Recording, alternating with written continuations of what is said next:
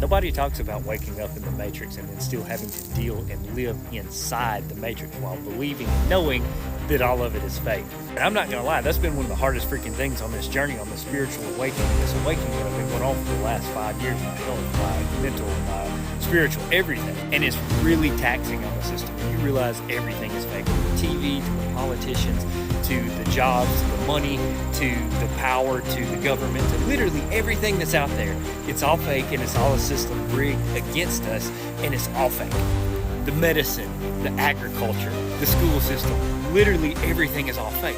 But the problem is when you wake up inside the Matrix and you understand that everything is all fake, you realize that it's all so fake and it goes so deep that you cannot still avoid it. You still have to be in the Matrix and apply and be inside of it, knowing that it's fake. I don't know if you're going through this like I am, but if you are, you understand how difficult this part is to know that you have a higher soul, you have a higher power, you are part of a higher power, and you're here in this simulation or artificial matrix, or whatever this thing is, and you have to participate in it because you're in it and it stretches so deeply that you can't just step out of it because you just can't do that. I mean, I guess you could go live by yourself in isolation, out in the woods or up on a mountain or something, but that's not real life. And it's such a really weird spot to be, because like literally everything that you knew and loved and was literally like crumbles right in front of you.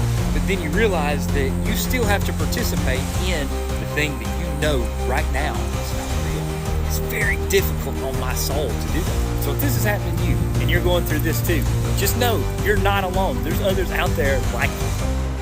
This is how they claim they get into outer space, is these rockets. Their rockets never go straight up. Every single rocket launch from a government space agency, you'll notice, follows a parabolic curve. It goes up, it reaches a peak, but what they do is as the rocket starts coming back down, they make sure that it goes down over the ocean, out of the way of any curious observers. Anyone can see it coming back down to Earth asks, hey, how come the rocket's not going up anymore? Well, it's going around the curvature of the Earth, is what they tell us. So every single rocket, the reason that it follows a parabolic curve, they say, is because it's going around the curvature of the Earth. The real reason is they can't get up any higher than that.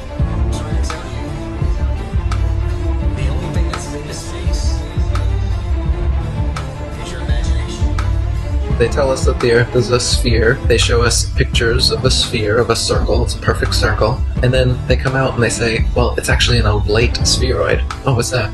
Well, it's a sphere that's flattened at both poles, so it's more of an oval shape. It actually bulges out south of the equator, as well as being flattened at the poles. So it's more pear-shaped. So it's not actually a sphere. It's oblate. And officially it's an oblate spheroid. That's what we call it. But not only that, it's slightly wider below the equator than above the equator. A little chubbier. A little chubbier. Yeah. Chubby's a good word. It's like pear-shaped. So now it's pear-shaped. So why are all of these official NASA photos and videos showing perfect spheres when it's actually an oblate spheroid or a pear-shaped spheroid? They can't get their story straight. The reason they keep changing it is that to fit the model, they have to change the shape of the Earth. South of the equator is larger than north of the equator because lines of longitude that just extend outwards, they don't contract back. So they concede that in their pear model. They say, well, it bulges out south of the equator. It's bigger south of the equator. Yeah, it is, because it's flat. But instead of admitting that, they just, make tweaks to their model as time goes on. They say that the ball Earth tilts back 23.5 degrees. That's another tweak they made because we can see Polaris, which is right over the North Pole, from 23.5 degrees south latitude. Shouldn't be able to see that on a ball. So they just tilt the Earth back and then okay, now you can see it. And so they come up with explanations in reverse like this. Damage control, reverse engineered explanations. Flat Earth proof right in your face. This woman went to the Houston airport and they had the Flat Earth map laid out in the lobby area with the tree of life in the center of the Earth, the magnetic pole with a dome over the top, glass dome with the stars. Look at the United Nations map. It's a Flat Earth map. It's in Houston airport. And what does FLAG stand for? Flat as ground.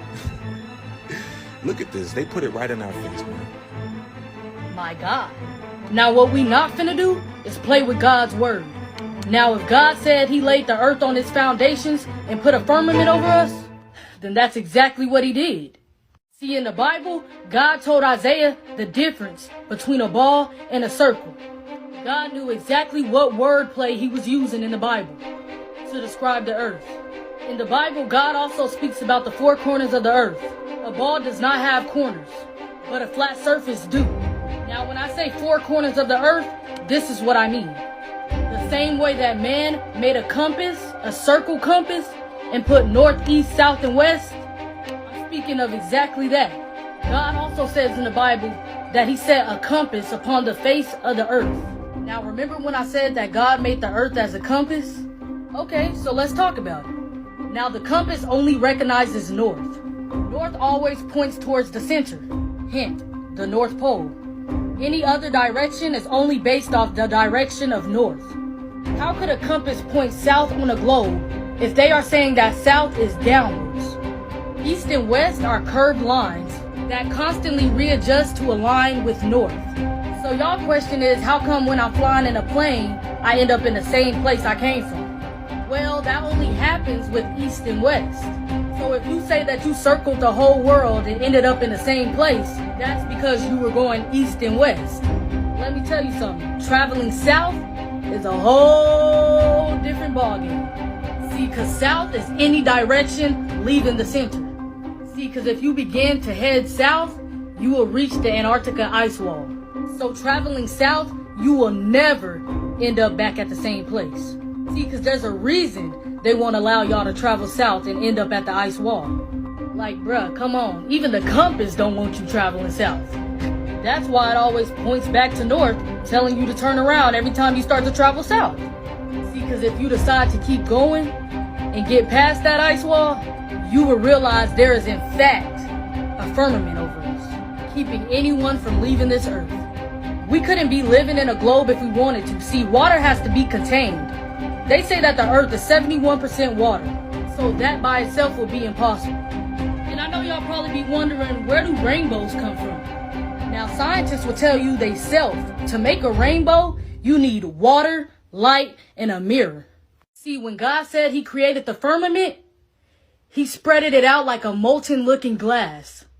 See, them big rainbows that you see is proof that we live underneath the firmament. It's the sunlight reflecting off of the firmament to remind us of his promise to never flood the earth again. See, God said he set the earth on its foundations so that it should never be moved. But scientists are saying that we are spinning and moving 1,040 miles per hour. And in 1927, we had no idea what the earth looked like, but created this picture. Now all of a sudden, in 1997, they go see the earth and it looked exactly like that picture? No. Now, do y'all know who this man is? Probably not, but this is Richard E. Byrd. He was one of the first to discover Antarctica in 1928. See, he found evidence of the flat earth with the firmament over us. Even in his diaries and writings, he said it. See, he traveled all the way to the four corners of the earth. See, and when he found this discovery, what did our government do? They all went down to Antarctica 3 years later to claim a piece of it and to keep the truth hidden from us. That's why the Antarctica ice wall today is just like Area 51. Nobody could go there. Why is that? Are they hiding the truth?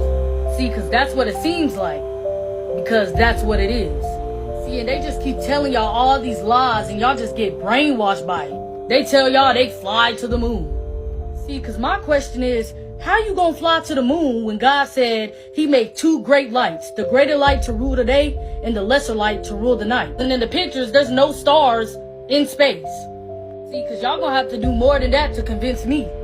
Because in Romans 3 and 4, God said, let Yah be the truth and every man a liar. But I know y'all gonna ask me, Anaya, how do sunsets work if the earth is flat? See, in Job 9 and 7, God says, who commands the sun and it does not rise? See, on y'all's globe earth, y'all believe that the sun is setting and rising, but in reality, it's all just about perspective. For example, have y'all ever heard of a vanishing point? See, because in reality, the sun and the moon are not setting and rising, they are rotating. See, because the farther that is getting away from us to rotate around the earth, it's seeming as if it's going down. And the closer that it's getting from making its way back around to us, it seems as if it's rising. It's all due to perspective from where we're at. This appears due to perspective. And here's another example. The line is tied perfectly even across the counter and the bottles are sitting level on the countertop. Now let's look at it from the counterpoint view. Okay, so y'all like, yeah, nah, I mean, that sound good. But how do seasons work then? See, what I need y'all to know is that the sun and the moon are actually closer than what they are telling y'all. The sun and the moon are inside the firmament with us. See, electromagnetism actually perfectly explains how the sun and the moon rotate on Earth. See, the sun and the moon are not rock or gas. They're light sources. Now, these light sources are in the shape of a disk that rotate the Earth like a clock, but in a coil-like spiral, dictating the seasons and the climate as it goes. See, now when the sun is beyond the equator ring, the northern hemisphere experiences summer, and the southern hemisphere experiences winter. Inversely, when below the equator ring, the southern hemisphere will experience summer, and the northern hemisphere will experience winter. They got y'all thinking that there's life beyond the Earth.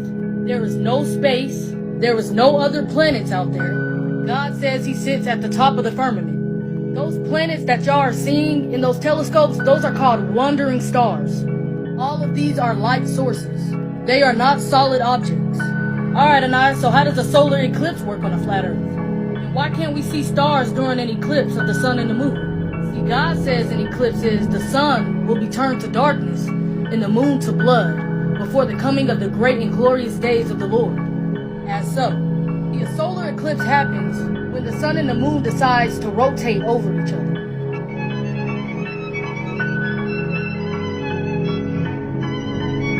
As so. Okay, so why can't we see stars during a solar eclipse? See, God says immediately after the distress of those days, the sun will be darkened and the moon will not give its light. The stars will fall from the sky and the heavenly bodies will be shaken. So why can't you see stars during a solar eclipse? His word tells you everything you need to know. There is nothing outside the firmament that they know of, because they can't get past the firmament. God tells us he placed water above the firmament. All these people didn't have the same vision for no reason. There was many times that they have snitched on themselves, saying that they never been outside the earth, saying that there's nowhere to go, saying that they never been to the moon for real. They even be putting the truth into the cartoons. They are steady trying to break the firmament. They trying to nuke the firmament, sending rockets up there to break the firmament. They trying everything in their power. And as a matter of fact, my next video, I'm going to be showing y'all videos of them really saying they ain't never been to the moon. I'm going to be showing y'all videos of them trying to nuke the firmament, them trying to send rockets to the firmament, and even putting hidden truth into these cartoons and movies. These people know exactly what they are doing. And they know exactly what the firmament is. I'm telling y'all, that's exactly the reason why we can't go to the Antarctica ice wall. You can't fly over it. You can't do nothing. They don't want you seeing nothing, knowing nothing.